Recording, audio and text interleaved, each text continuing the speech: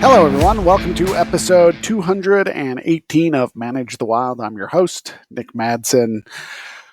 Picture elephants walking along the majestic savanna, looking for different things to eat when they run smack dab into the middle of a fence, or a road, or a highway, or a freeway, or a bunch of houses. Picture elk in the beautiful mountain meadows as they are walking, and all of a sudden, horns and cars start honking at them. People start running out and taking their picture. Today, we're going to be talking about big game management and habitat fragmentation. It's a real issue, and it's only becoming a larger and larger problem that wildlife managers are having to deal with. And it's a factor that we're going to keep talking about, and it's going to be talked about more and more often. Think of like Estes Park, where in Colorado, everybody's living and all these animals are coming in and people are dealing with it. And you just see videos of elk trying to gore people or cows trying to kick people in the face. Well, that's only going to become more and more often as that urban sprawl spreads into those areas. And today, that's what we're going to talk about. Habitat fragmentation is taking a large section of habitat or places, their home, where they live, and then dissecting it. Picture a checkerboard where you have a whole entire board, but each checker represents a different piece of habitat. One is white, one is black, and the black one is the habitat. The white one is the cutting up and the fragmentation. That's what's going on. So when we have habitat fragmentation, we have habitat loss, so loss of their home range, their food, where they live, their safety. Genetic isolation can happen. Think of cougars, or think of an island situation. Let's say you have a mountain in California, Baldwin Hills in California, and houses built all the way around it. Or more likely, you have freeways. We have a range here in northern Utah that used to be a very popular mountain range, and then there was highways and houses built on one side of it, and a highway and high fences built on the south end of it, and then a highway built on the, and so we got highways built all the way around, and it's difficult for animals to move now because we have isolated it. So certain areas like this can face some genetic isolation. Human wildlife conflicts, that seems to be just what everybody talks about. Everybody is happy with wildlife or everybody hates wildlife. Depending on where you're living, you could have a lot of conflict. And depending on what area of the United States or in the world you're living, will be a whole host of factors, whether you're dealing with ungulates or predators or small little varmints. It just, depending on where you live, you're going to have wildlife issues no matter what. Some are just different than others.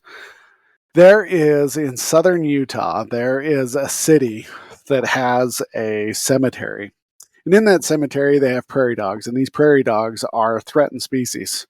And because they're threatened, there's certain regulations, things they can and can't do with them. Well, these prairie dogs moved into the cemetery and they started digging up the bones of the people in the cemetery. And so these are just some of the wildlife conflicts that we face. Migration barriers. Migration barriers could be houses, they could be roads, they could be fences. It just doesn't matter. One migration barrier that I know of is airport extended its runway, and at the end of the runway is houses, and then you got the airport. And so they have a hard time getting through now because they put high fences all the way around to keep these animals from traveling. But it's not just land mammals that we could be talking about. We could be talking about habitat fragmentation if we're putting dams in rivers, habitat fragmentation for waterfowl. Here in Utah, the Great Salt Lake is there, and then you also have the international airport, and so they're constantly in conflict. And also, the more that Utah uses up water, the less water there is for the Great Salt Lake. So we are losing water, and therefore fragmenting that habitat of the Great Salt Lake. It's also going on in California. And then it alters predator-prey dynamics. And what do I mean by that? Because of all these barriers, it's altering the way migration routes are going. So predators are having to alter their behavior to get around it. We talked about the lights coming from all these urban areas are affecting the way predator and prey are using the landscape. Predators tend to stay in the more dark areas, prey tend to be in the more light areas. And so it's just altering the dynamics that we face around us. There's a bunch of real world examples of habitat fragmentation. You got the Florida panther, really popular. They were isolated. They started interbreeding, and then you developed a kink tail because they didn't have enough in the gene pool. Another one that's getting more and more popular as the species struggles a little bit more are pronghorn. They are really disrupted by fences. They have the ability to jump over fences, they just choose not to. And so fences really create a barrier, especially when they like to crawl underneath. And that's all fine and dandy until wintertime comes and snow drifts, depending on the fence, will build up along the fences. And they have a hard time getting underneath those fences because those snow drifts come in, pack in tight, freeze, become solid blocks. And then the pronghorn get pressed up against the fence and they just sit there and die. There's been situations where I've had to go open fences. I know the biologist in the area travels around and talks to ranchers and asks them to open their fences every winter. And that's why we really want to promote let down fences. At least I do. I'm a big fan of let down fences. The more that we can lay those fences on the ground, the safer wildlife will be. All right. That is what I got going on. Habitat fragmentation is just challenging.